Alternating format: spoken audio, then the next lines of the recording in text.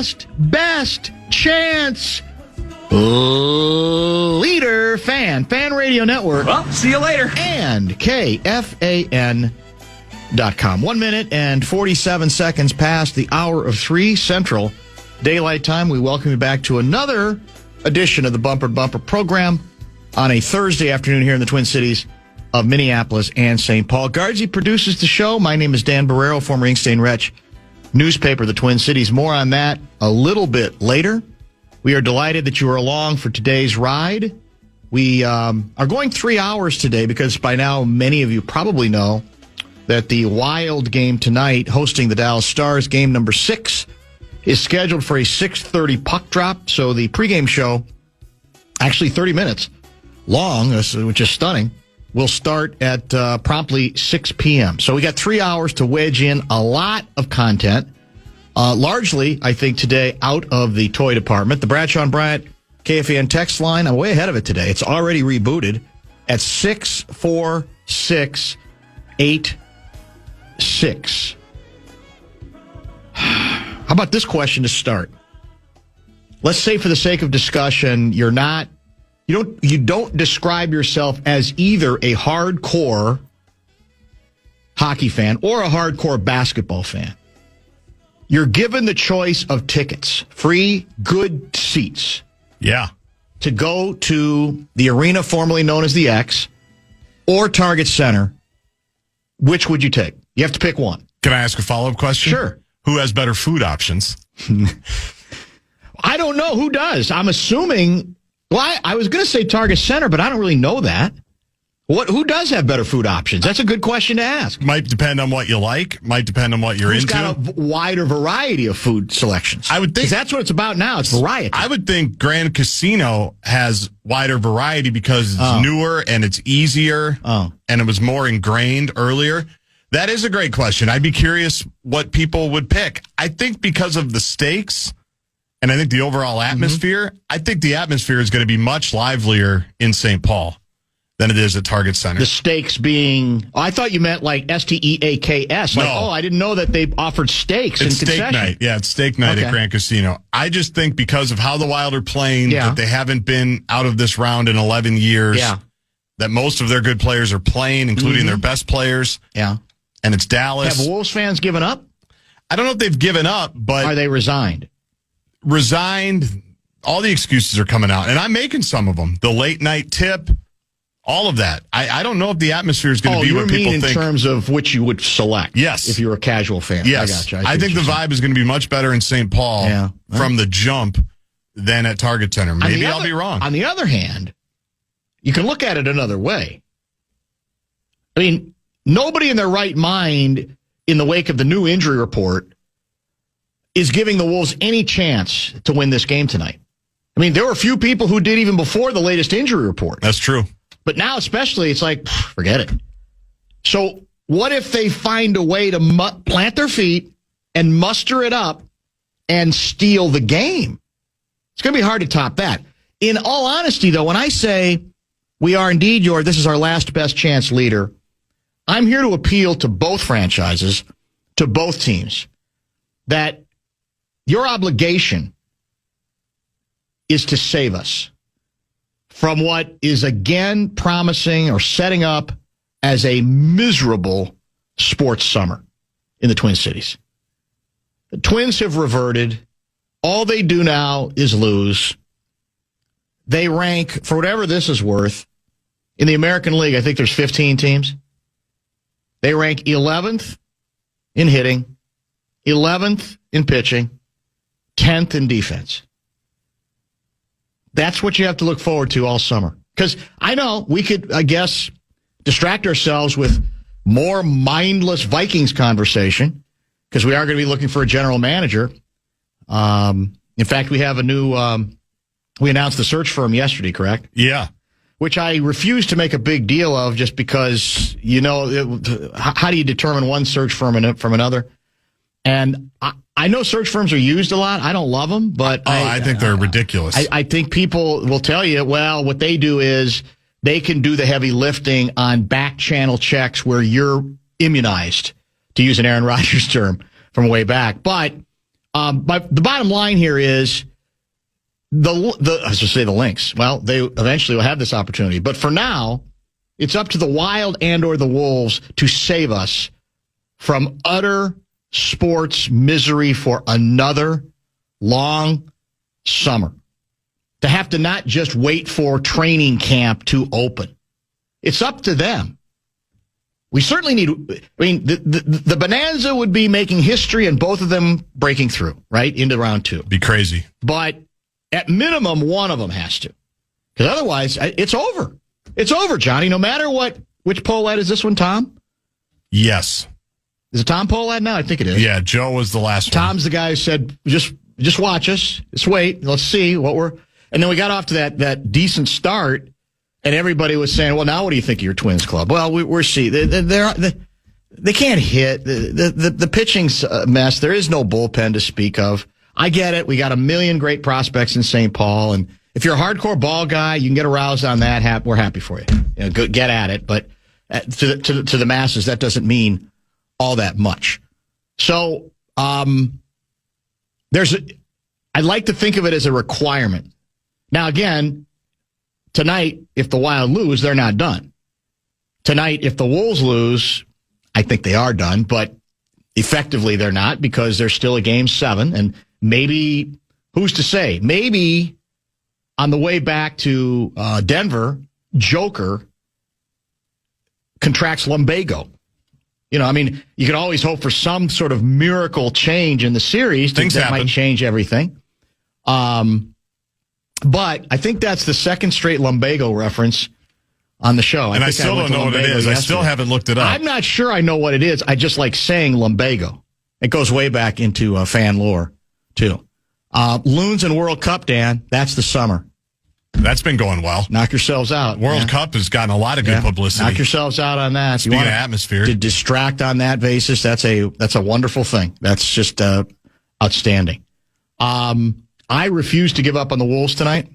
What I'm trying to figure out is whether that updated injury report that included questionable status for Bones Highland and for Ayo Dosunmu is just to get people going. Now, I think since then, hasn't it been semi-established that Bones is going to play? It has been updated where he has been listed as available. Now, let's be honest. We all have... Well, I don't know if I still love Bones. I've come to accept Bones more than I did previously. Yeah. But if I had my choice, I would prefer Ayo Dosunmu be certain as opposed to Bones. Correct? I agree with that. Yep. So we'll find out. Sam Mitchell is scheduled to join us at 3:30. And we'll find out from Sam, if you're coaching the Wolves, what is your approach on a night like this? Are there levers that you can push? Do you push levers? You pull levers. You pull levers, yes. I guess. Are there levers you can pull? You push buttons. Yes. Right? That might, not steal a game, but give you a little better chance of doing it. I refuse to give up on the club. I could be in the minority on that. Interestingly, you know who else nationally is sticking with the Wolves? Brian Scalabrine. He picked him this morning. Now, I don't know if he knew about the injury report. Mm-hmm. And what is the Dosunmu injury? Do we know? What was it called? Do you remember? It was soreness, right? Right calf. Right calf soreness. Is that what it was called, or just calf? I'm going to get it specifically for you here, but it's right calf soreness. Soreness. Yep. Because it's interesting. I texted newest hardcore Timberwolves fan, Giovanzi, about the injury update to let her know. And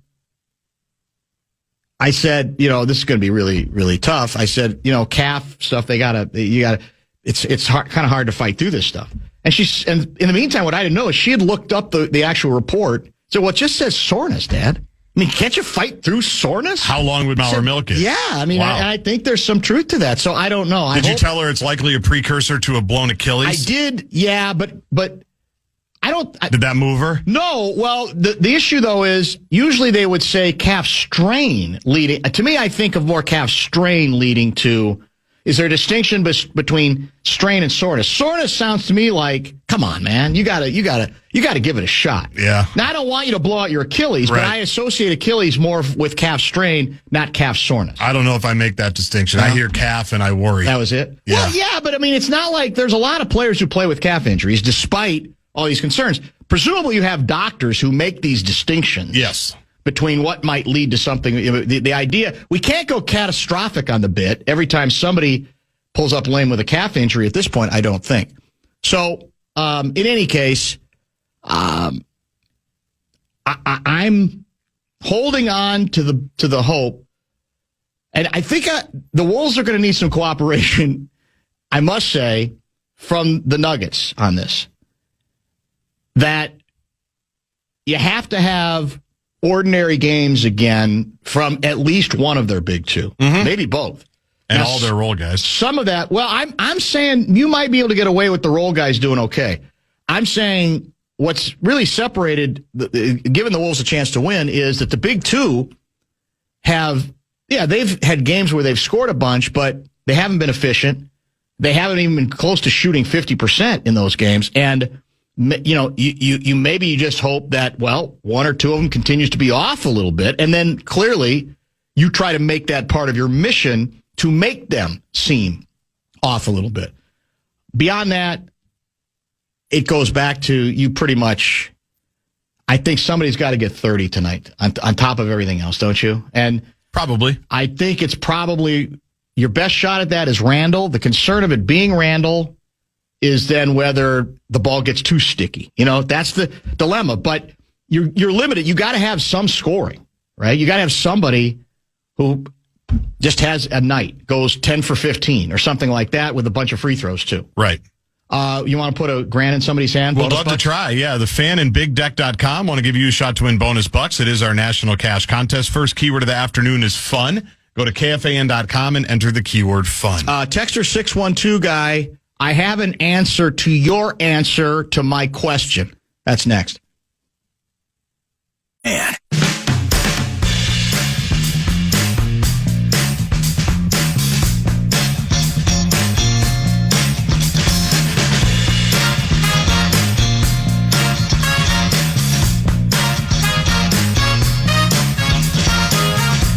Twins have lost 11 of their last 13 games. Their season, I don't think it ever began, but some people wanted to hold on to hope because the $2 beers and that mini surge after we lost our first three series. I think we started 2-6. No, 3-6, I guess it would, because we lost three-game series, 2-1. So I'm appealing to the Minnesota Wild and the Minnesota Timberwolves to... They can't exactly save us from a miserable summer, but they can perhaps extend the spring. They delay it enough where we feel like there's something else that we can hold on to. And the beauty of it is maybe one of the teams, if not both, likely not both, given the Wolves' injuries going into next series, even if they win this one, is you make a long run well into the month of May that is about to begin. Because all of the signs are it's as dreadful as we thought, and maybe it's already time to start talking about trading away. We know it's not our best pitchers. So I haven't heard from any of the Rocco haters, by the way, in the last week and a half. Where have the Rocco haters gone? Because they actually went with it. Oh, it must be Rocco. The Rocco's gone.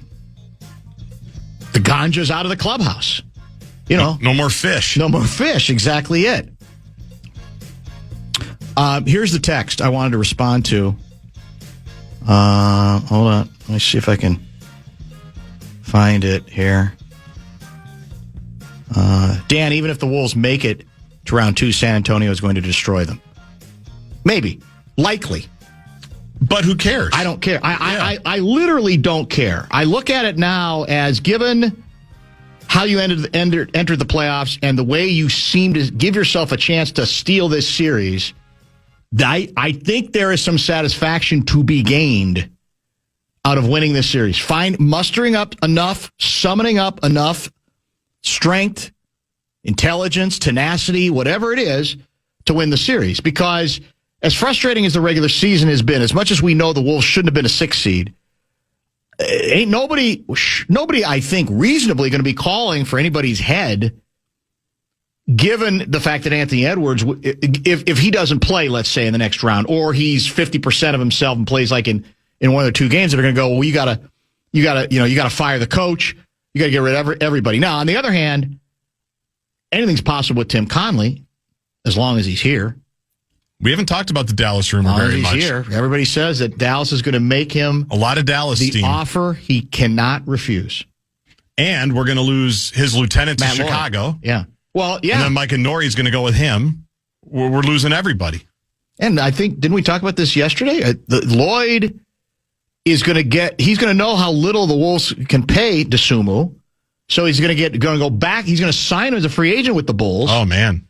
Because he knows they'll be able to pay him more than we'll be able to pay. He knows all the plans. Think about it. Yeah. You can't rule any of those things out. A lot's at stake tonight. There's a great deal at stake. There's no question about that. I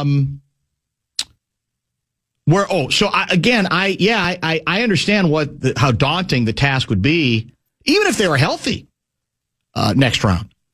But I wouldn't. I'm not thinking that way right now. And it is interesting. There's 3 game 6s. I think they're all game 6s tonight. And the road team is favored in each of them. Knicks, Celtics, and Nuggets. Yeah, all 3. Yeah. Last I saw, has it gone up from 5.5 with the injury report earlier today about DeSumo? I will have to pull it up. Double check it. I think it was like 5.5 points before that, and I don't know if it's moved that much. Aaron Gordon is described as a game-time decision. And I think you were asking yesterday about Peyton, is it Watson? Yeah, P-Watt, they call him. P-Watt, I think he's out. Okay. I think he's already been declared out. 6.5 point favorites are the Nuggets. 6.5 point favorites. Here's the question on the table. Another question. Maybe the third one so far today. How we know the Wolves crowd, well, I'll broaden it out to both crowds. They're going to be, one would assume, electric, both places. All the anticipation you could think. Chances to wrap things up at home.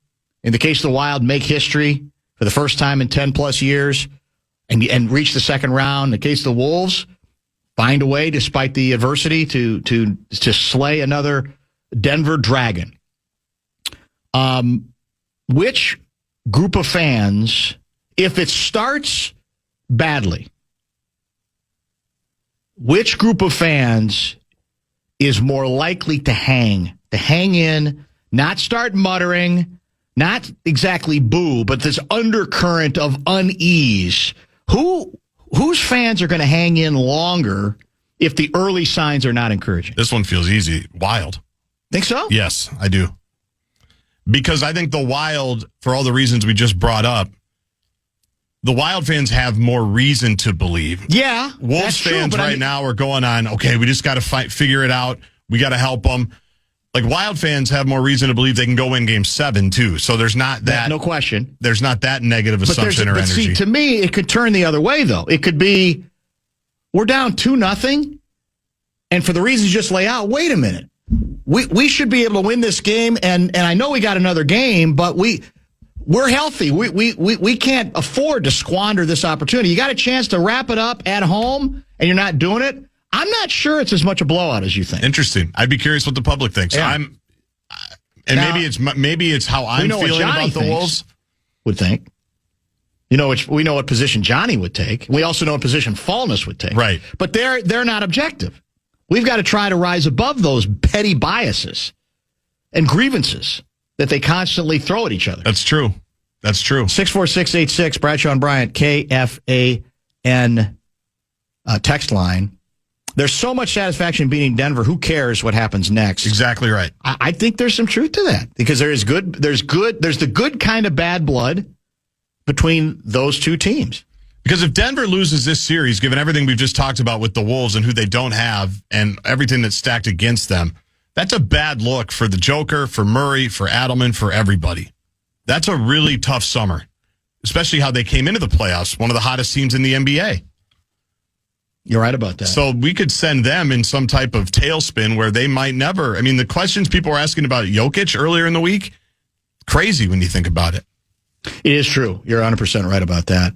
Dan, one more thing about the Twins. It's Toronto the next 4 games. Louis Varland is going to destroy us. Varland didn't need him. Forgot about Varland. Yeah. We didn't need him, did we? Dante's already back, by the way, huh? DiVincenzo? He's hanging out with the guys, with the fellas. Man, they get you out of the hospital quick, huh? They get the surgery done and they get out of here. We'll see you in 9 to 12 months. Think about that. Guest lineup. Let me give you all the details, not just some of them. Dr. Dan's inbox will be open at 5:30. That'll be the last segment of our 3-hour show. Email Guardsy, JG at KFAN. Russo Radio from the Fallna Studios. That is scheduled for 4:30 this evening or afternoon. Nick Halter from Axios.com with an interesting scoop that he kind of predicted on during his last appearance with us regarding possible sites for the new and improved Minnesota Timberwolves /Lynx Arena.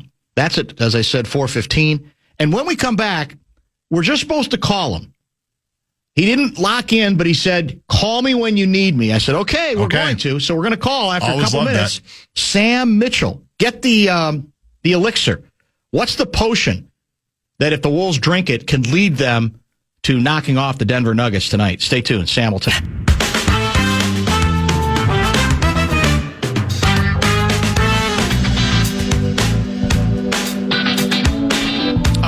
Speak with the night of game number 6 as the Wolves host the Denver Nuggets. A chance to knock them out, but the complications are pretty abundant and pretty clear by this point. Mr. Mitchell joined us via the Connecticut Water Systems hotline. Are you still on Toronto Raptors duty, by the way? Yes, I am. I have a flight out. Yeah, I have to give my time to the people who are paying me. You do realize that, don't you, Daniel? Yes, I do. As much grief as I give you, I am. That's why I brought it up. We do have to remember that, they're still in the playoffs and you're still doing a lot of work for them. So yeah, I do have some awareness. Yeah. Although maybe we can get you a Panakuchen Hoos gift certificate. Yeah, do that. Give me something. Yeah. Well, I got a question for you. Sure. Is Nas playing tonight? Nas Reed? Yes. As far as I know. Okay, good. Well, he kind of jammed that ankle a little bit the other night. Yeah. So, just wondering. But it's just devastating to lose your backcourt. Yeah. Especially when one of your backcourt guys is probably first team all NBA. Yeah, it is true. And I assume you know the update from today that Ayo Dosunmu is now listed as questionable.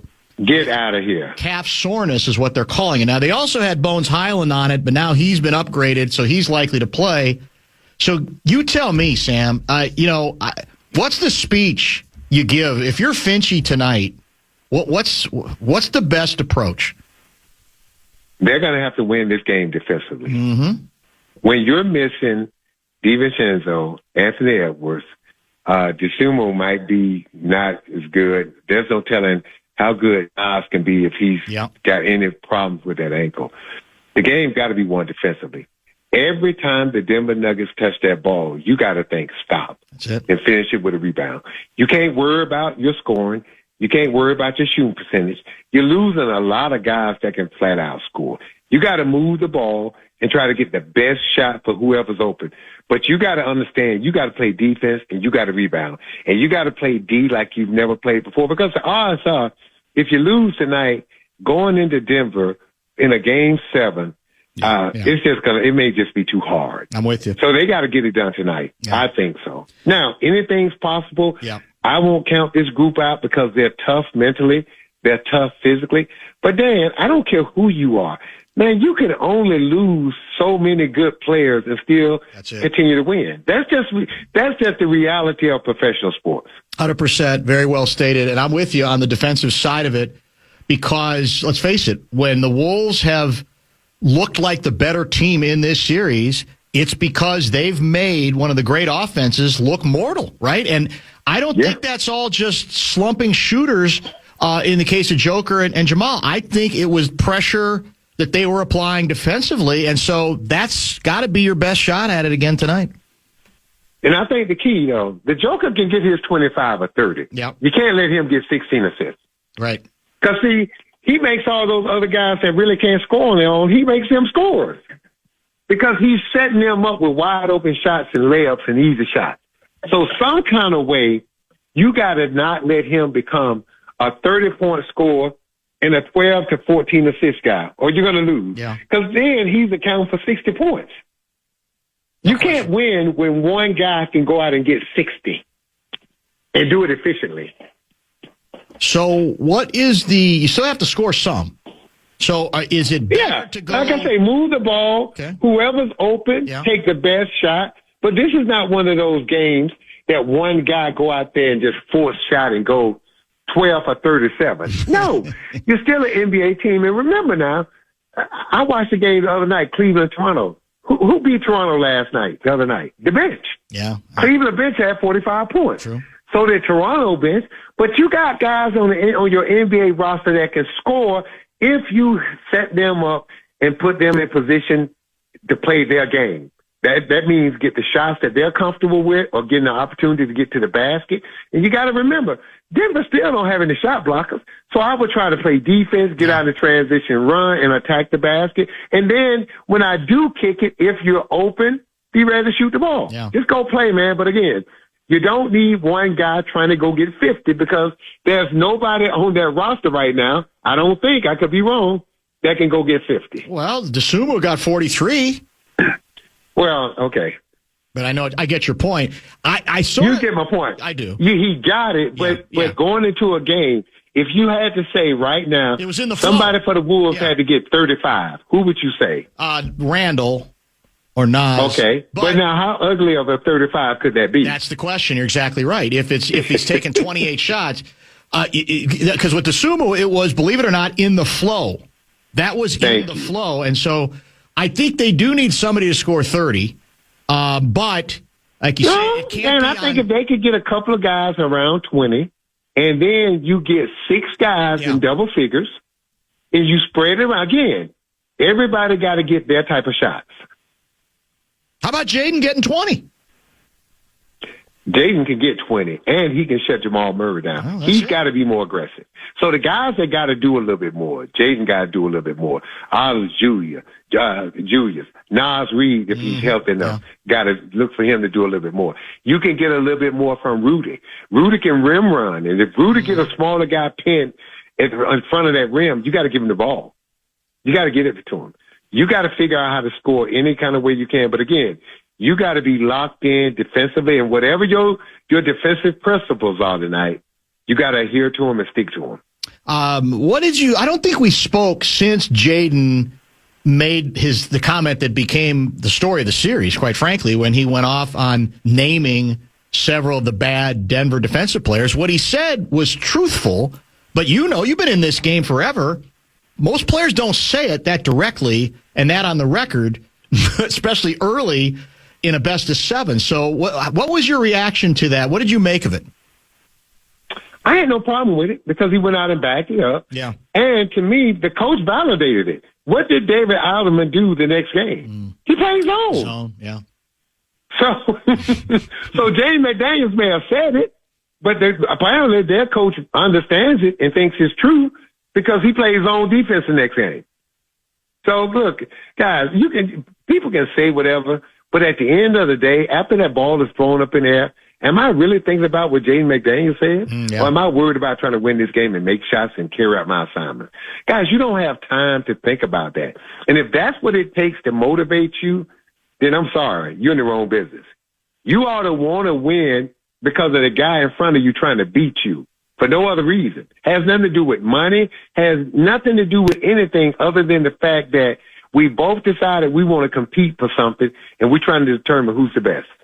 What do you think? What's your observation on when it's gone well for the Wolves defensively, what they have done with Joker? Because it's obviously been it's Rudy one-on-one. They're not sending extra people.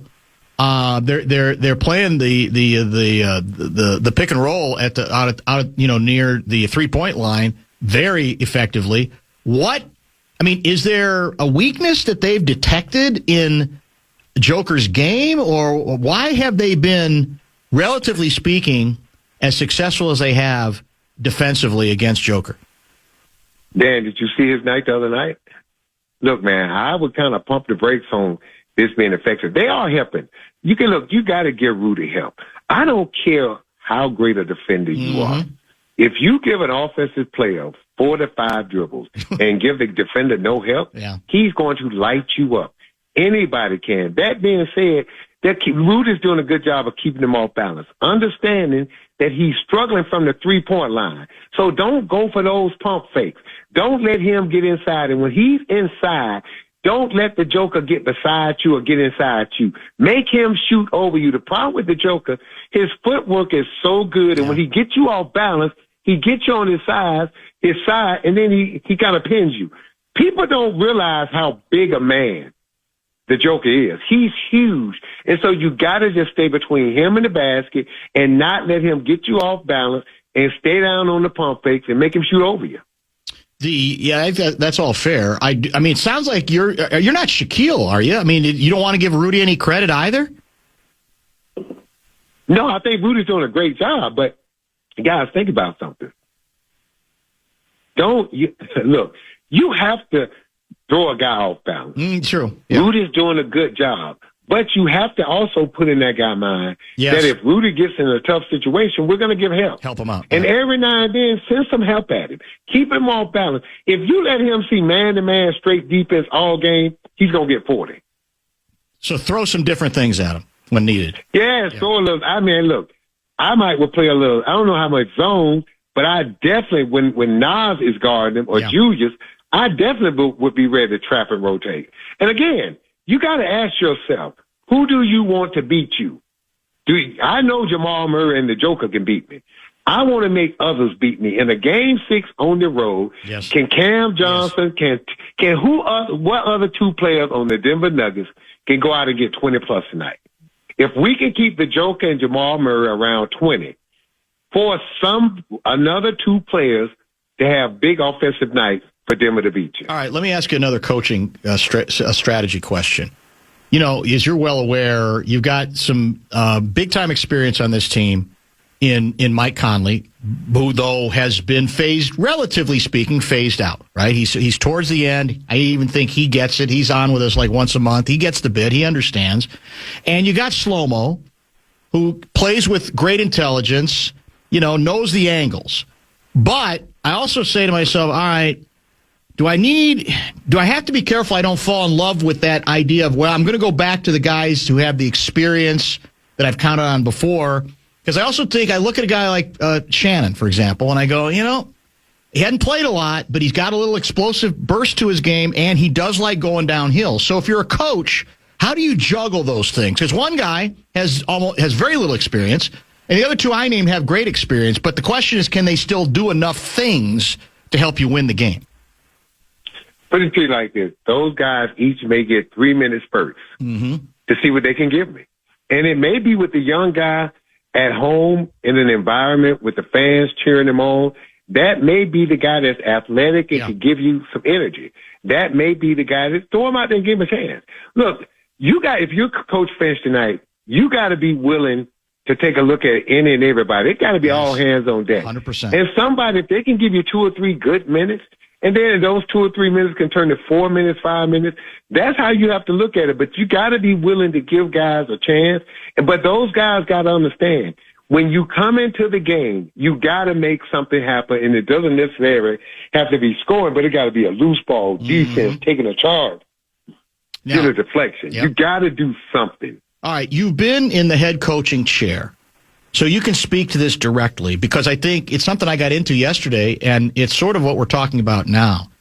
To me, the way in which a head coach can earn his money on a night like this is, look, he can't make Anthony Edwards appear, right? We get that. He can't make Dante appear. But the whole issue of properly sensing and evaluating when you put a bench player out there. In other words, figuring out, I see stuff, I'm going to give him an extra 5 minutes. Or he ain't got it at all tonight. I got to get him out of there. So is that a difficult art to master? Just sensing beyond the obvious, the way head coaches look at things, this guy is somebody I can work with tonight, and this guy not so much.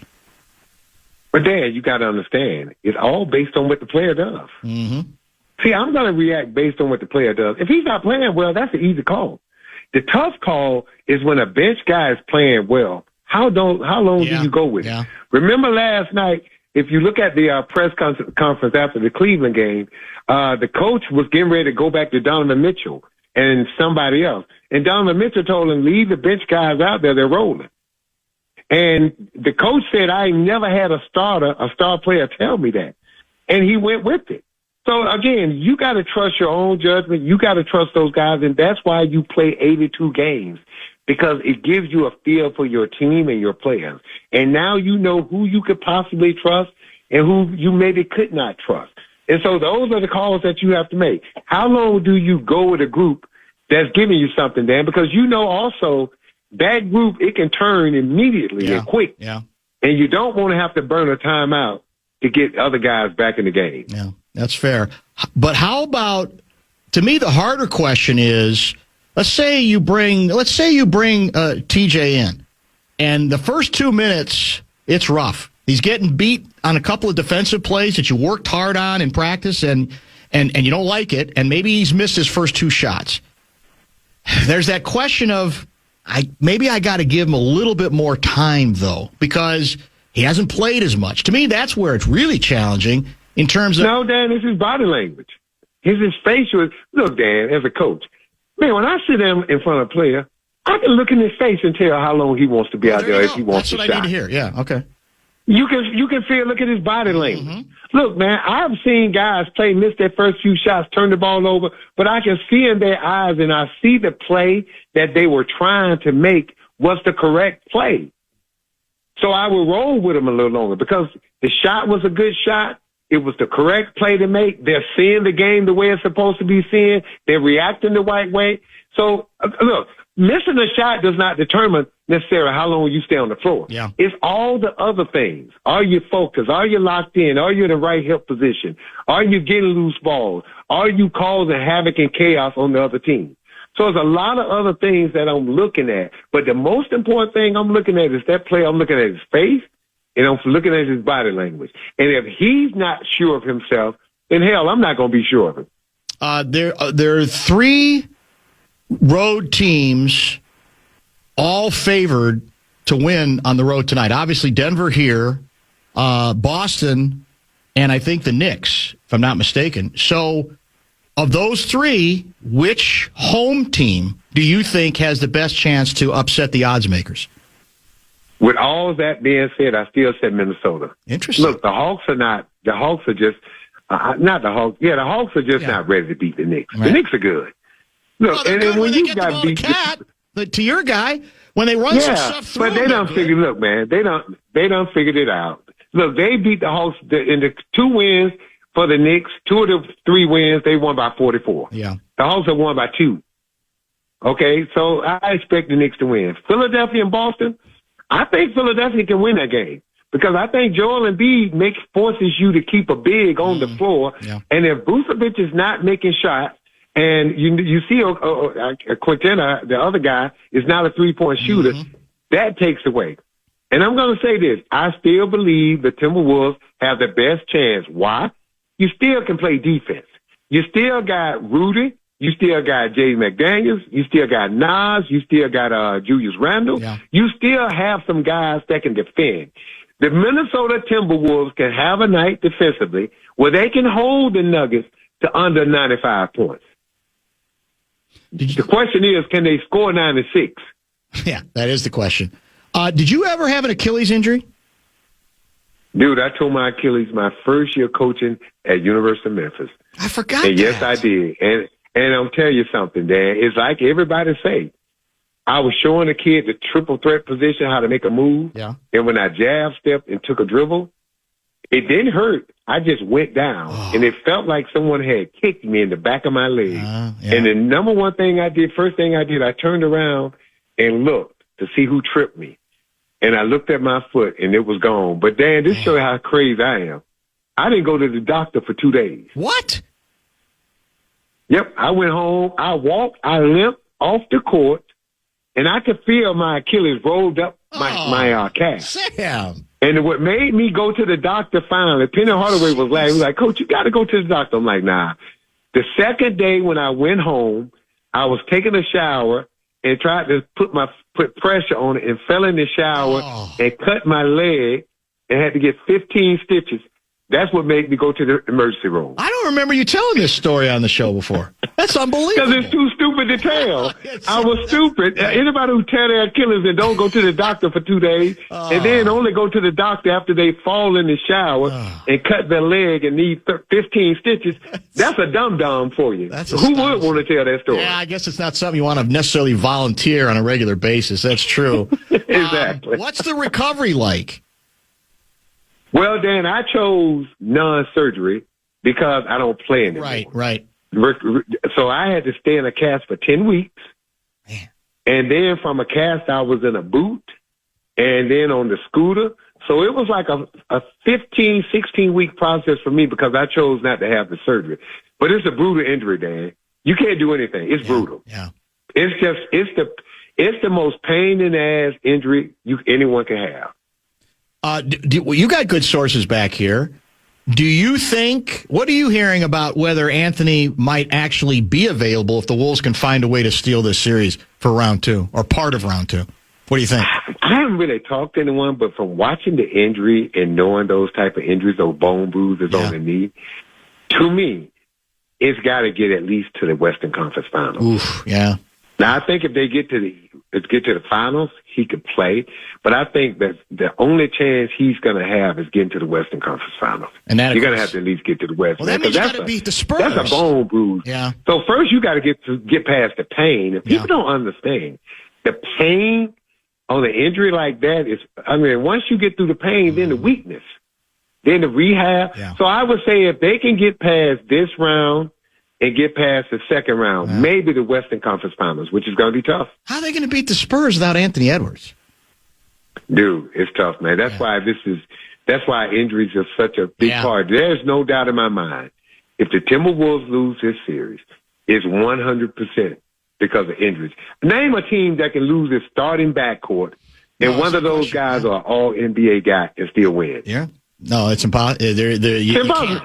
Dude, you can't. It's almost impossible. Who's the best player in the league right now? Not the most valuable. Who is the flat-out best player in basketball? To me, the best. See, the tough thing about that is because the best players defensively are not the best players defensively. As good as Shea is offensively, then, he has there are moments when they take him off the floor for defense. Yeah, that's true. Then you look at the Joker. Then you look at Luka. Oh, man, that is a tough question. I'm going to have to say Shea. Yeah.